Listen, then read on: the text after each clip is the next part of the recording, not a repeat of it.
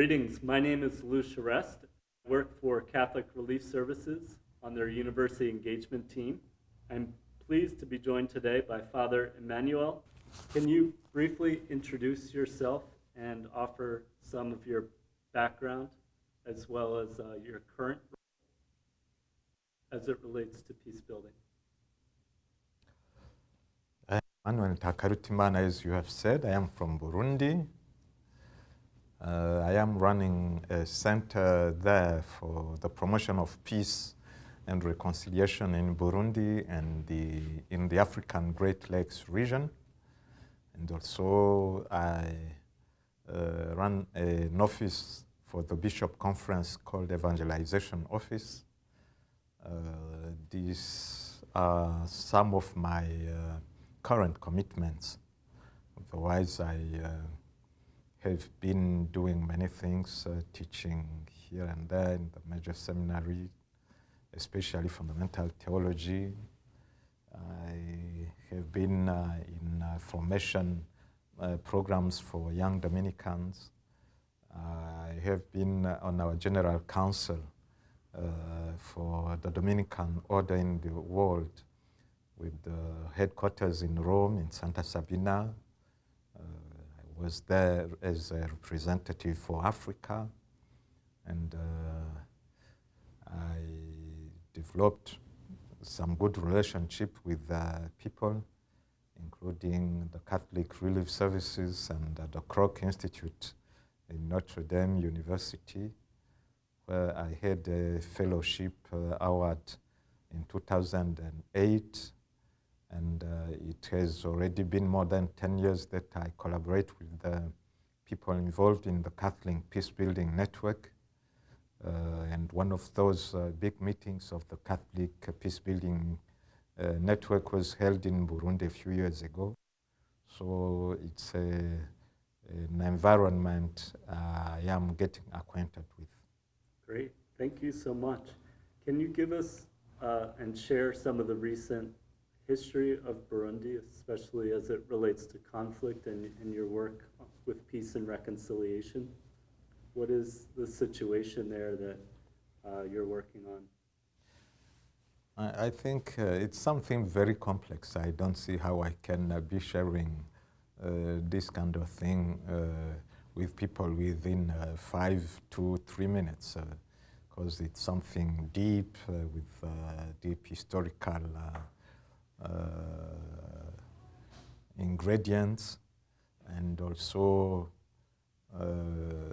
it's related to the democratic process after the fall of the Berlin Wall in the 90s, with a new understanding of democracy in the context of globalization, and also, as you know, the Great Lakes in Africa are undergoing a crisis, not only for one country, but if you take the southern part of Sudan, Uganda, Rwanda, with all that happened there, the eastern part of Congo, with all the disasters we had there, then Burundi involved in that region, the western part of Tanzania with all the refugees from the neighboring countries there.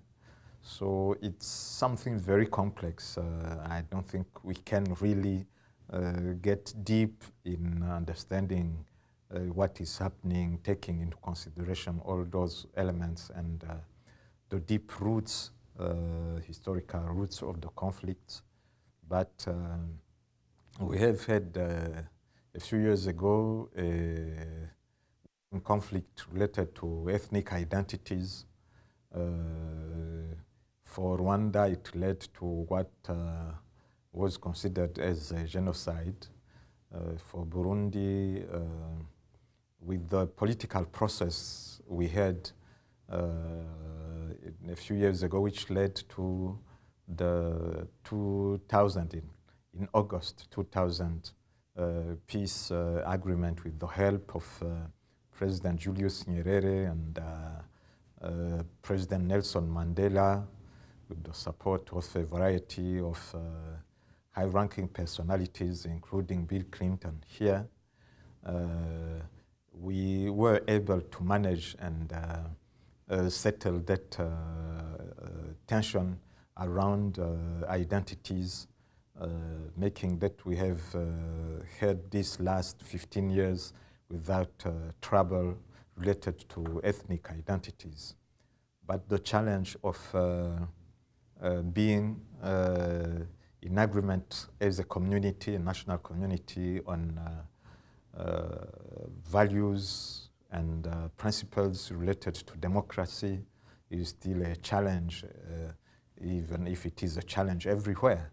But in our context, it's even more challenging because after having a torn society where the recovery is slow, we have to really be careful so that we promote a kind of social configuration where human rights are respected, human dignity is promoted, and the vulnerable, the weak people are protected.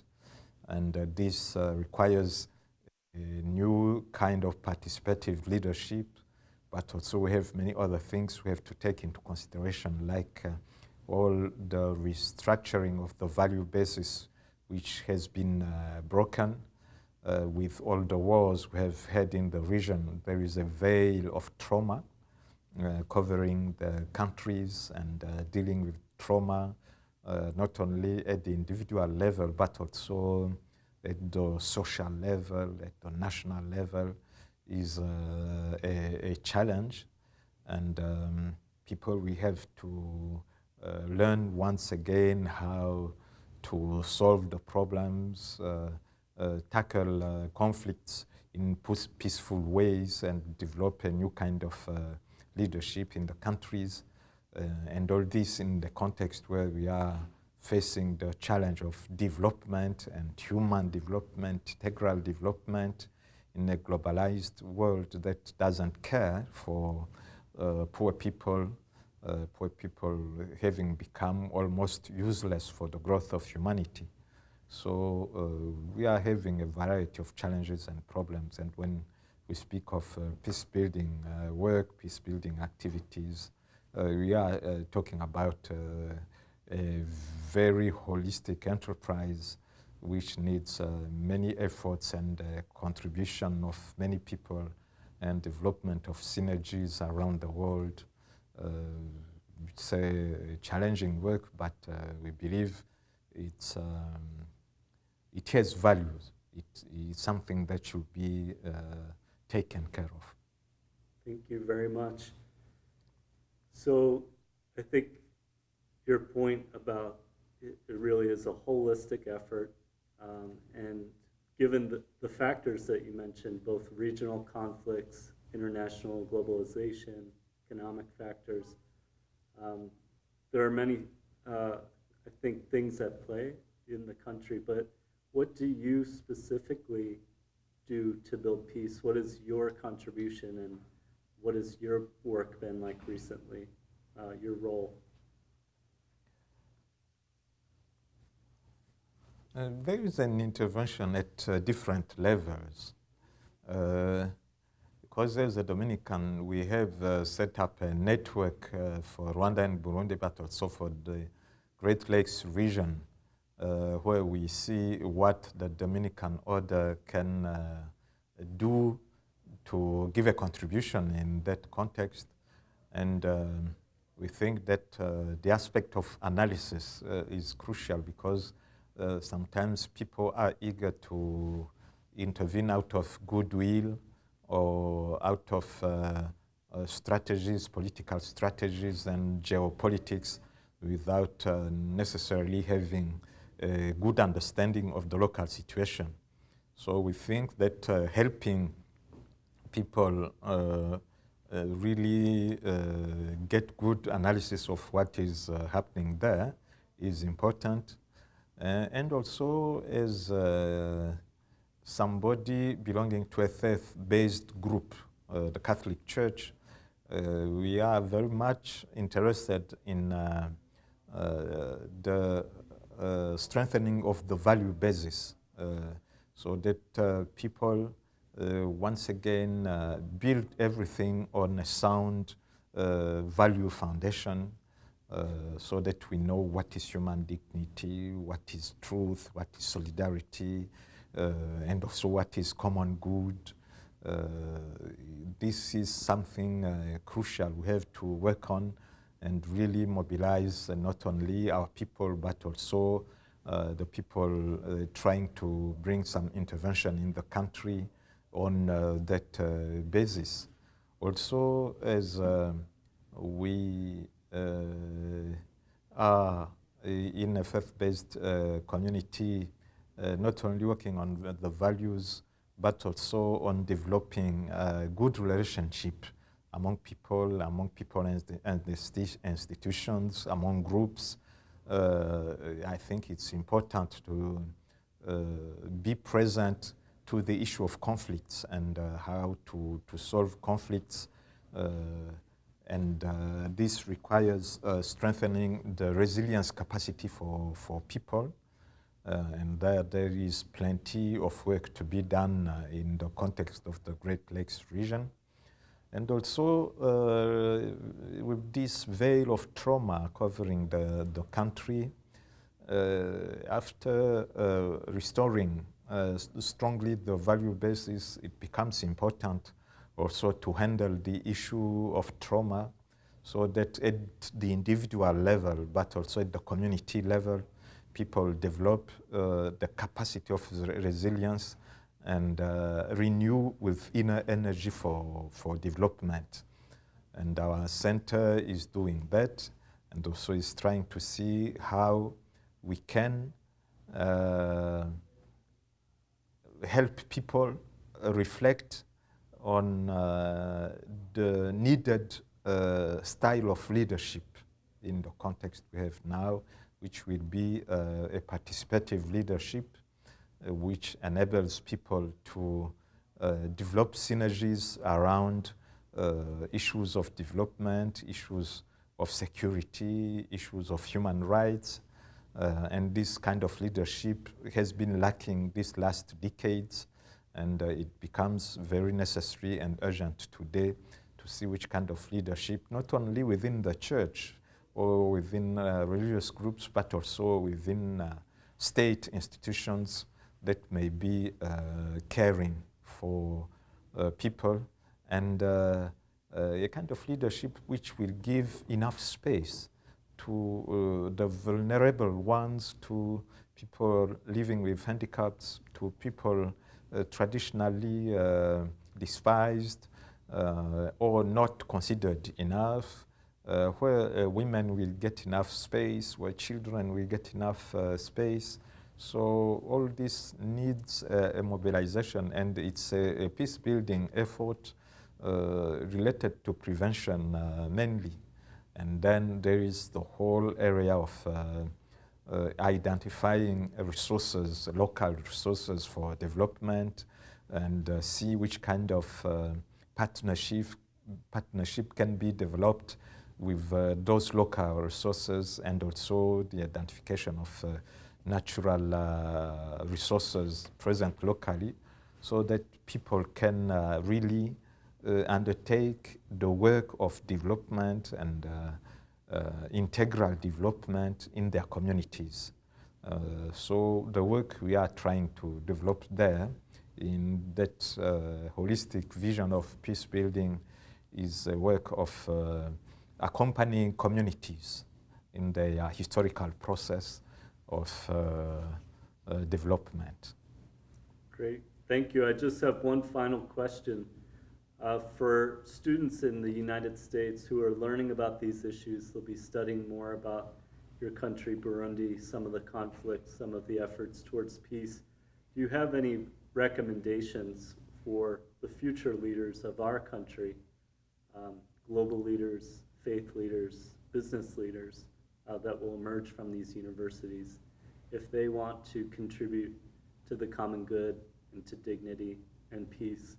Do you have any advice or guidance for them?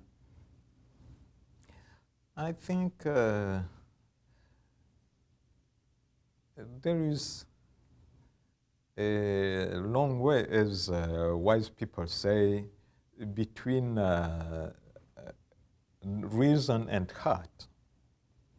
Maybe the longest way is that one. So those students, those scholars and leaders may be bright in their head, but it's not sure that the heart is in harmony with all that is happening. So we believe there's need for a holistic approach of a human being. And to do this, maybe there is need for not only theoretical thinking, but concrete engagement and concrete commitment in real natural environments to really understand the humanness of all human beings all over the world. So I guess it may be also good for some of them to come and get some immersion in our context, in our reality, live with people, see what are their values, how they organize themselves, so that even when they are thinking of plans for the world, they will think of something they have experienced, they know, they have contacts, they have touched the reality of people in their context, so they are not working up, around paradigms in their abstraction, but they are really thinking of human beings.